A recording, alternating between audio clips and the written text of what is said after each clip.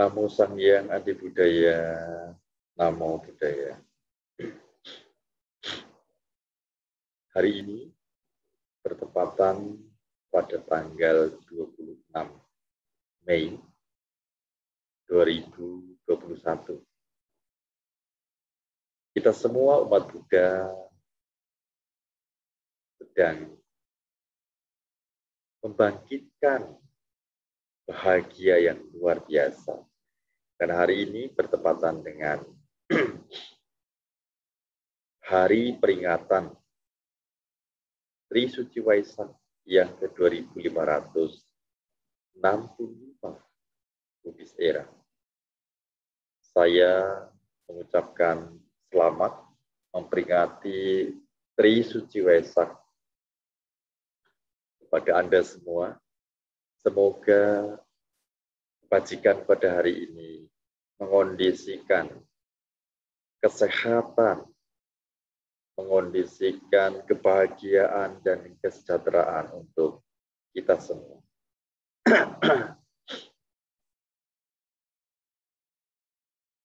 Pada kesempatan ini,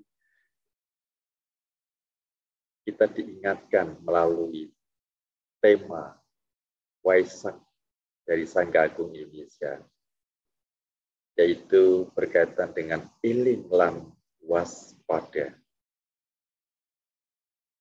Saya secara khusus akan mengajak Anda untuk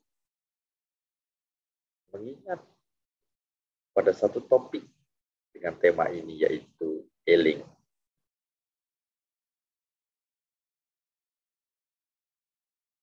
Pada peringatan Waisak, kita memperingati 3 peristiwa, yaitu kelahiran Siddhartha Gautama sebagai calon Buddha, kemudian pencapaian pencerahan Petapa Gautama, dan yang ketiga Mahaparinibbana dari Sama Sang Buddha Gautama. 3 hal ini menjadi hal yang penting untuk kita renungkan pada saat ini. Maka saya secara spesifik akan mengambil satu topik, yaitu eling. Eling yang kita pahami sebagai sebuah arti, yakni perhatian, mengingat dan mengulang. Perhatian, mengingat dan mengulang. Apa yang harus kita perhatikan, yang harus kita ingat, dan yang harus kita ulang sebagai sebuah bentuk perenungan pada 3 peristiwa yang kita peringati pada hari ini. Yang pertama, kita akan mengingat kembali, akan merenungkan kembali tentang kelahiran. Kelahiran sebagai manusia ini dikatakan kelahiran yang sangat berharga. Dan sebuah kelahiran ini punya sebuah konsekuensi, yaitu menuju pada kematian.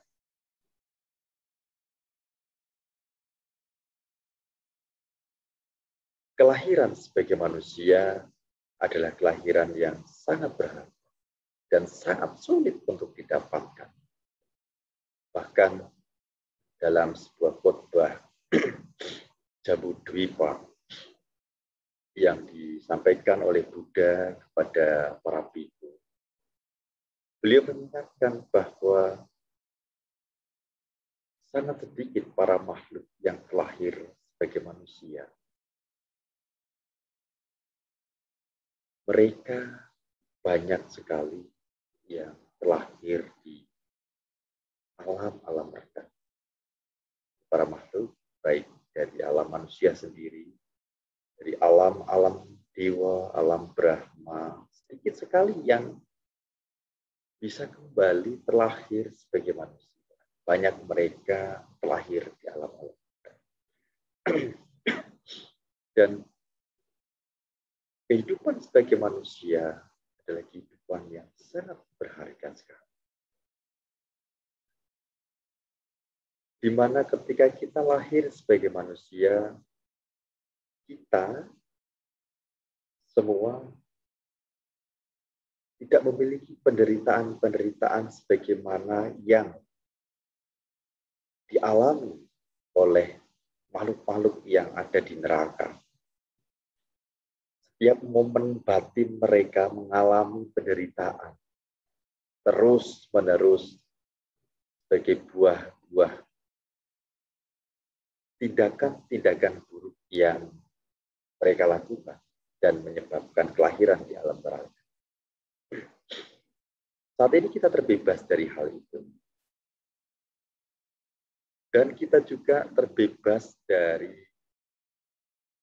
kelahiran alam hantu menderita. Alam di mana makhluk-makhluk di sini menderita kelaparan dan kehausan tanpa henti terus-menerus. Dan kita bebas dari hal ini. Kita bebas dari kelahiran, dari alam binatang. Di mana alam binatang ini lebih dominan dari sisi kedunguannya. Sehingga sulit sekali memahami tentang hal yang baik dan buruk. Ya sulit memahami tentang kebajikan. Kemudian kita terbebas dari pandangan-pandangan yang salah.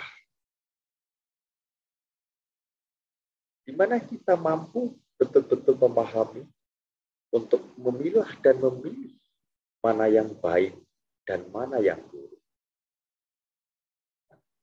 Ini sebuah keadaan-keadaan yang kita miliki sebagai manusia saat ini. Di mana kita bebas dari pandangan-pandangan salah yang awal paling tidak memahami hal baik dan hal buruk. Nah, hal lain adalah kita memiliki kapasitas untuk mengembangkan spiritual melalui keyakinan kepada Triratna. Kita juga memiliki indria yang baik. Memiliki indria yang baik, kita juga memiliki kecerdasan untuk memahami dharma. Memiliki kecerdasan untuk memahami dharma. Kita tidak terlahir di salah satu alam Brahma, yaitu alam asalnya tabumi, yang memiliki batin pasif, tidak mampu mendengar, jika tidak mampu memiliki kesempatan untuk mendengar dharma. Kita memiliki kebebasan dari 8 hal ini. Kita memiliki keberuntungan bahwa saat ini kita terlahir di mana ada kemunculan manusia Buddha. Terlahir di mana dharma telah dibabarkan, dharma ini dilestarikan, dharma ini dipertahankan. Ini hal-hal yang sangat-sangat penting sekali untuk kita pahami. Dan kita ketemu dengan, kita memiliki indria yang baik, kita ketemu dengan orang-orang yang penuh ulas asih, yang senantiasa memberikan dukungan-dukungan kita untuk mempraktikkan dharma. Seperti pada hari ini, banyak orang yang terlibat dalam aktivitas bajik, menyiapkan berbagai macam kondisi untuk kita bisa mendengarkan dharma. Kita ketemu orang-orang yang penuh ulas asih. Ini bukan hal yang mudah yang kita dapatkan pada hari ini. Kesempatan-kesempatan yang seperti ini bukan sesuatu yang mudah. Ini hal penting yang harus kita renungkan. Betapa berharganya kehidupan kita saat ini. Kalau saja kita saat ini terlahir sebagai binatang, kita tidak bisa mampu memahami, mencerna dengan baik, dan memberikan transformasi diri dari pemahaman-pemahaman dharma. Seperti halnya kita lihat, kucing di rumah kita mungkin bisa mendengarkan saat Anda saat ini mendengarkan saya menyampaikan khotbah dharma. Tetapi ia tidak memahami apa yang saya sampaikan. Manusia mampu memahami. Demikian di alam-alam yang lain. Dan dari banyak orang yang ada, kita memiliki kesempatan mendengarkan dhamma, memiliki dorongan batin untuk mendengarkan hal-hal yang baik dan bajik. Ini pandangan-pandangan benar yang muncul karena kita tahu ini hal yang baik. Kondisi-kondisi ini tidak semua dimiliki oleh setiap orang, bahkan sebagai manusia, apalagi terlahir sebagai manusia. Ini hal yang penting sekali yang harus kita pahami betapa berharganya kehidupan sebagai manusia. Kita mampu mengembangkan tadi spiritual kita dalam keyakinan terhadap Triratna. Beda dengan binatang, alam neraka, alam peta, atau mereka yang memiliki kecacatan secara indria, bahkan secara batin mengalami kedunguan, atau punya pandangan salah yang sama sekali tidak ada kehendak untuk belajar dhamma. Dan merubah penderitaan-penderitaan mereka menjadi sebuah kebahagiaan. Maka kesempatan ini jangan pernah disia-siakan. Merenungkan betapa berharganya kelahiran saat ini sebagai manusia, ini akan mendorong kita untuk betul-betul memanfaatkan eling tadi, mengingat, memperhatikan, merenungkan betapa berharganya, dan kita tidak akan menyia-nyiakan waktu yang ada untuk sekedar menikmati kesenangan-kesenangan yang tidak membawa dampak manfaat besar dalam hidup ini. Termasuk dalam momen Waisak. Kita akan betul-betul memanfaatkan sebagai sebuah ruang bagi kita untuk merenungkan kembali tentang kelahiran sebagai manusia. Lahir di saat munculnya manusia Buddha, Dharma dibabarkan dan dilestarikan. Ini bukan hal yang mudah.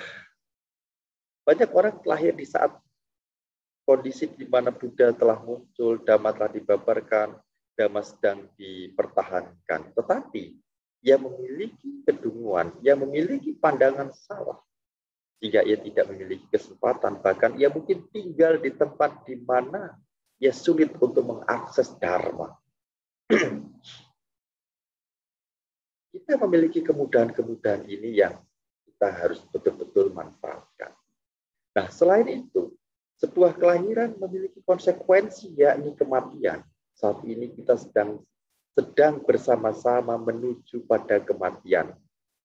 Kita yakin pada Dharma atau tidak, bertuhan atau tidak, beragama atau tidak. Sebagai makhluk apapun kita, ketika kita mengalami kelahiran, kita punya konsekuensi, yakni menuju pada kematian. Dan kematian ini sesuatu yang tidak pasti datangnya. Tetapi ia pasti akan, tetapi kita pasti akan mengalami kematian. Ia datang kapan kita nggak tahu, tetapi ia pasti datang. Dan ini sebuah konsekuensi dari perubahan yang sebuah konsekuensi dari ciri kehidupan, yakni perubahan. Nah, siapkah kita dengan kehidupan yang punya konsekuensi terhadap kematian? Siapkah kita dengan kehidupan yang memiliki konsekuensi usia tua?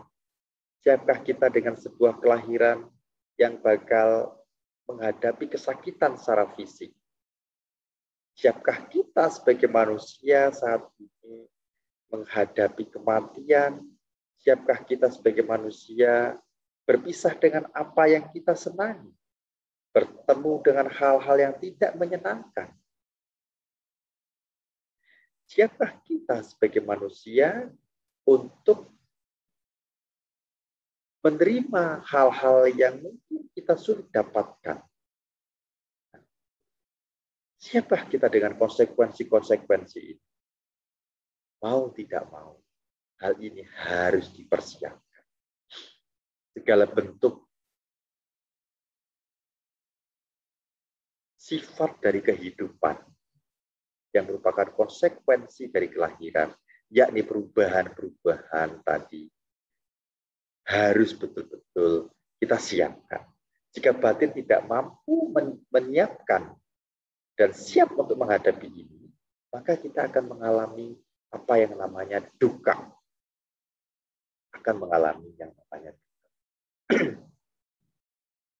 Nah, maka mari gunakan kesempatan kelahiran sebagai manusia ini untuk betul-betul memiliki keterdesakan mempelajari Dhamma. Seperti halnya apa yang dilakukan oleh Siddhartha, memanfaatkan betul-betul kehidupan sebagai manusia untuk mengupgrade diri, memperbarui, meningkatkan kualitas dan kapasitas diri dalam pengembangan spiritual mulai praktik-praktik Dharma, sehingga ia mampu mencapai pencerahan. Ini hal yang sangat penting yang harus kita betul-betul paham. Maka ketika kita memahami hal ini, kita akan memiliki cukup alasan untuk memahami ajaran Buddha. Mengapa kita memilih ajaran Buddha? Ini akan menjadi sebuah hal yang sangat mendasar sekali. Ketika kita memahami hal-hal itu tadi, bahwa kita beragama Buddha karena kita yakin pada Triratna. Kita memilih agama Buddha memahami konsekuensi-konsekuensi tadi, sehingga kita memiliki motivasi yang jelas.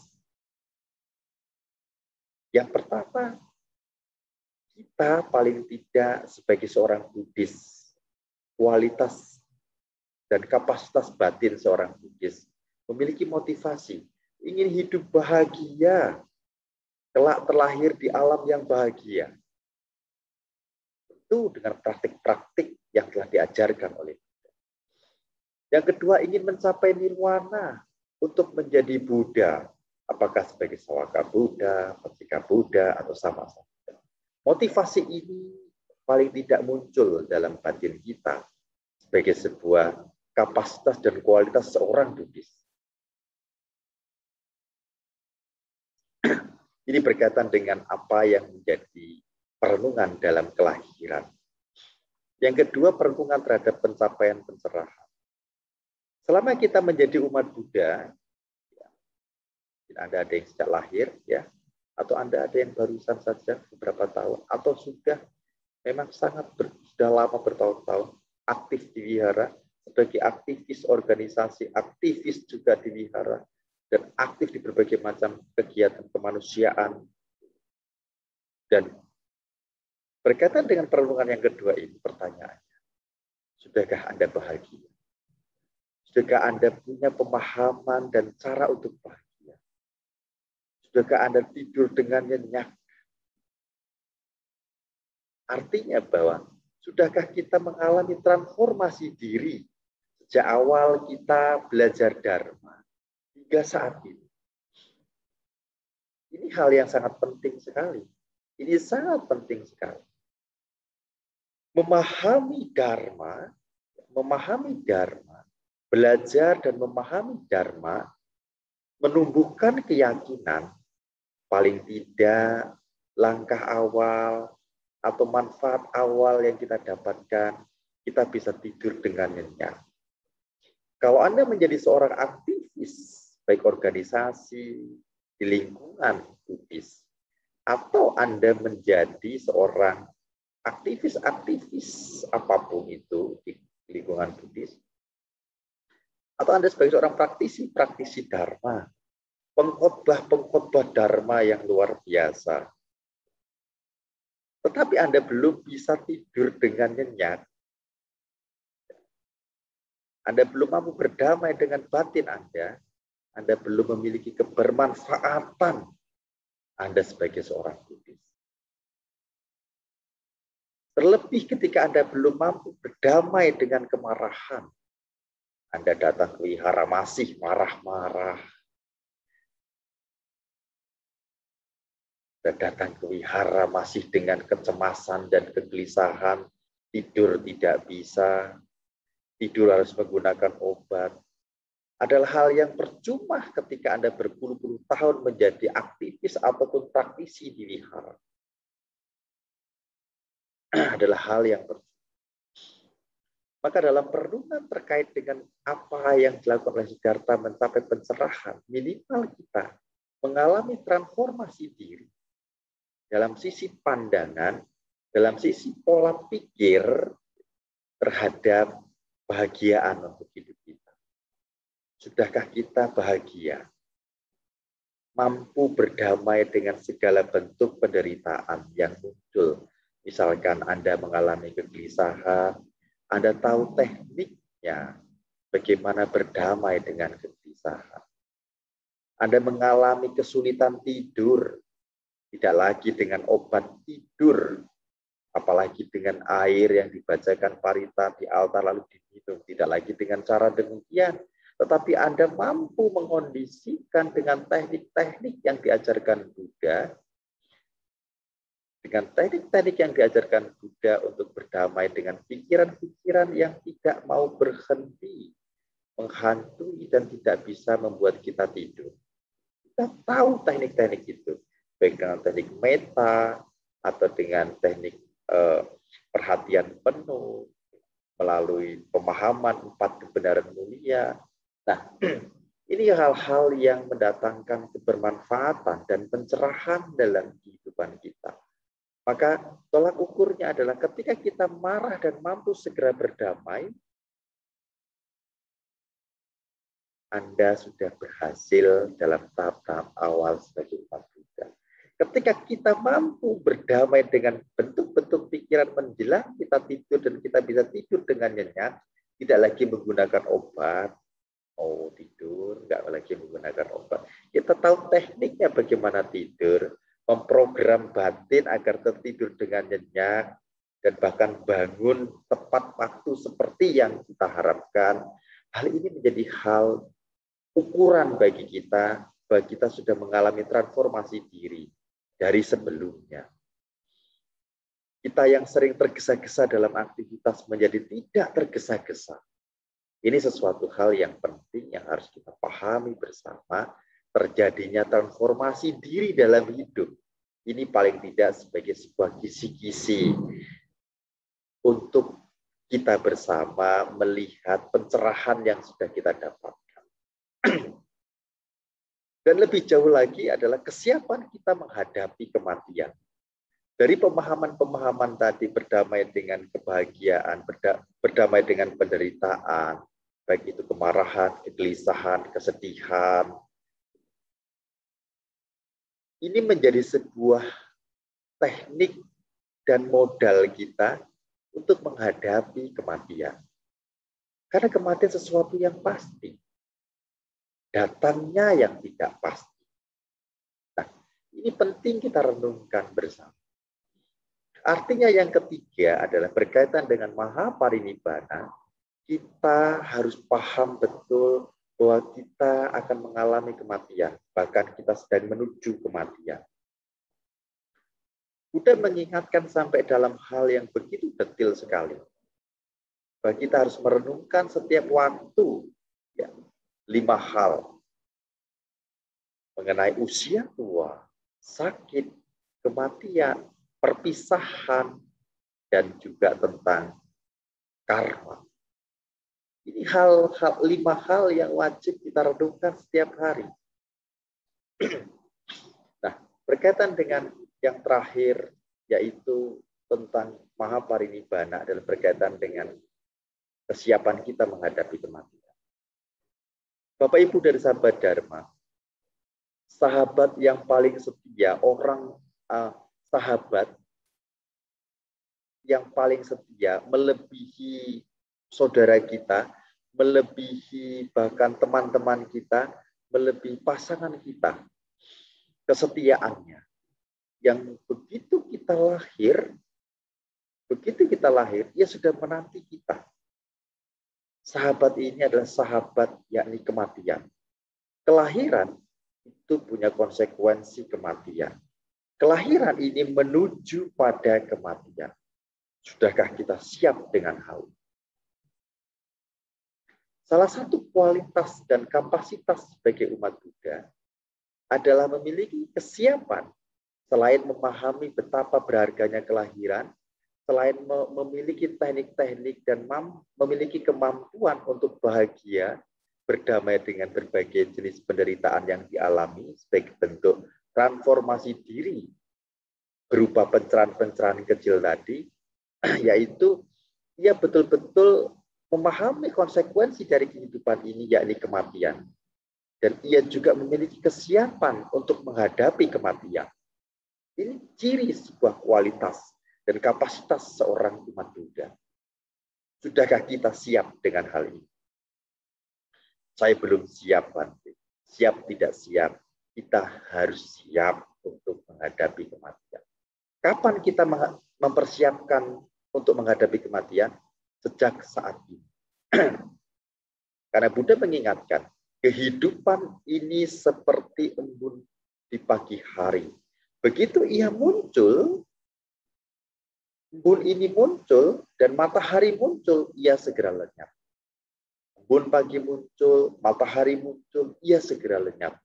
Secepat itulah kehidupan mengalami perubahan. Secepat ini kehidupan mengalami perubahan. Konsekuensi dari sebuah perubahan diantaranya adalah kematian.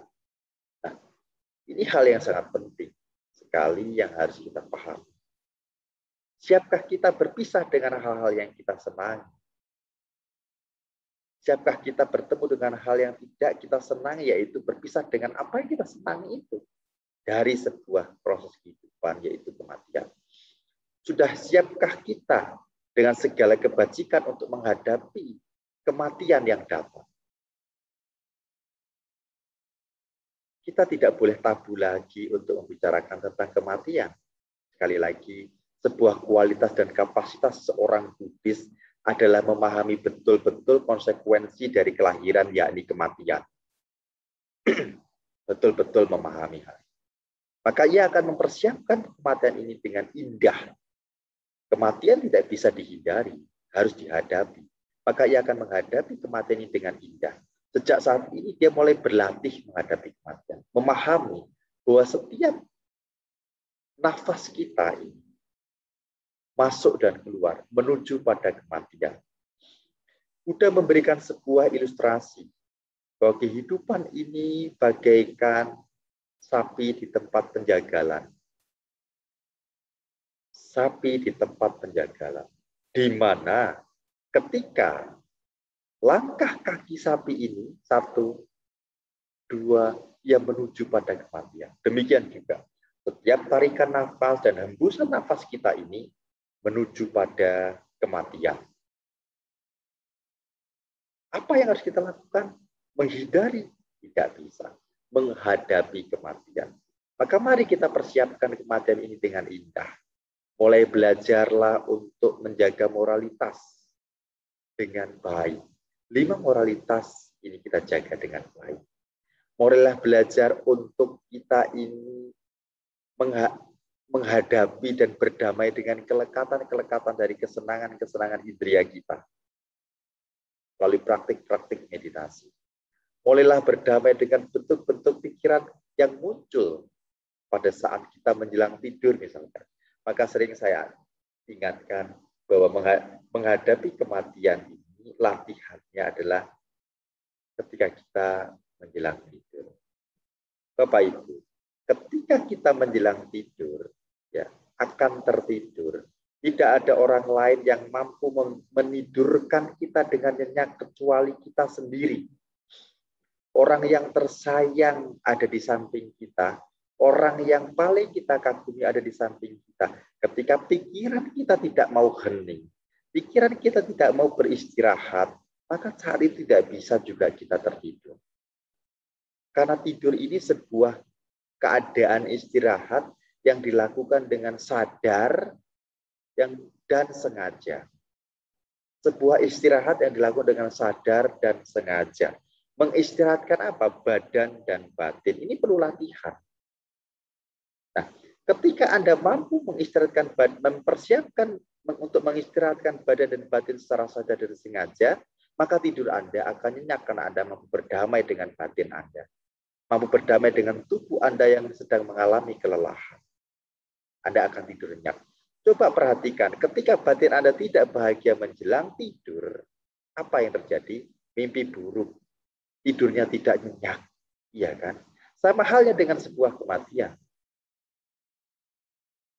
Nah, ketika kita ingin mengalami tidur nyenyak, apa yang harus kita miliki? Pengetahuan. Pengetahuan bagaimana berdamai dengan batin. Demikian dengan sebuah kematian.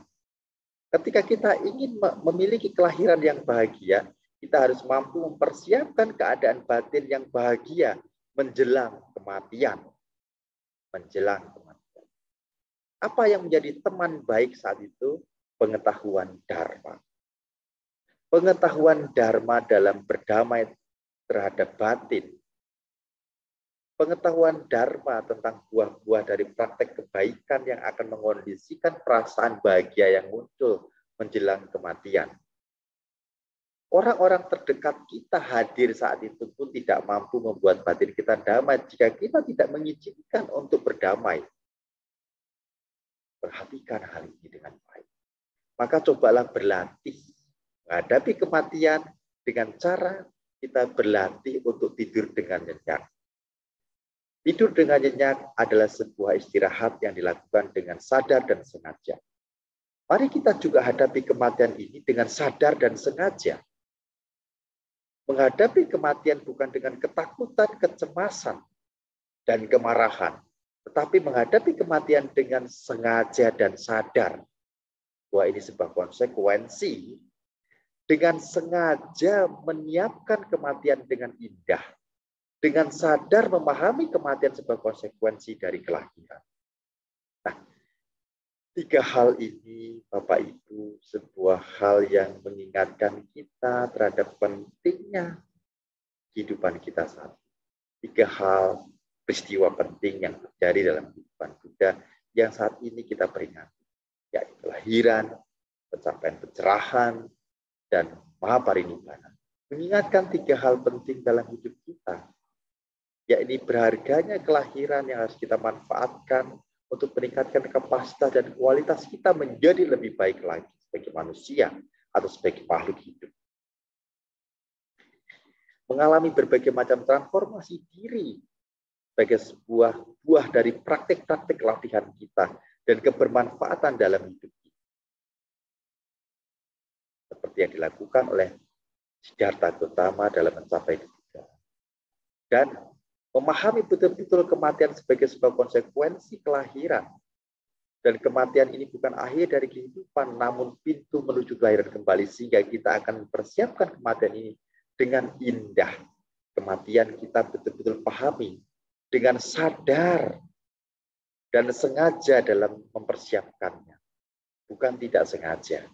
Mari kita sengaja mempersiapkan kematian sejak dini. Dan sadar ini merupakan sebuah konsekuensi dari kehidupan. Sehingga kita betul-betul memiliki kapasitas dan kualitas sebagai umat Buddha yang tidak takut menghadapi kehidupan. Nah, 3 peristiwa ini akan mengingatkan kita dan menyadarkan kita, membuat kita iling akan pentingnya kebermanfaatan hidup saat ini di momen-momen yang bahagia ini. Kita merenungkan kembali tentang 3 peristiwa ini untuk mengingatkan diri kita terhadap 3 hal penting tadi yang harus kita capai untuk dipahami bersama, untuk direnungkan bersama dalam kehidupan ini. Bapak, Ibu, dan para sahabat Dharma, semoga ini menjadi sebuah inspirasi bagi kita bersama. Tidak hanya sekedar memperingati dan merayakan dengan sukacita, tetapi betul-betul merefleksikan ini sebagai sebuah hal yang penting untuk kita pahami bersama dalam kita. Demikian yang bisa saya bagi kepada Anda untuk saat ini.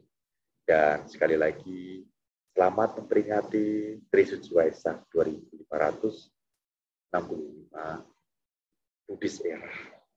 Semoga dengan kekuatan Buddha, Dhamma, dan Sangha, para dewa memberkati kita semua. Demikian, terima kasih. Namo Sang Hyang Adi Budaya. Namo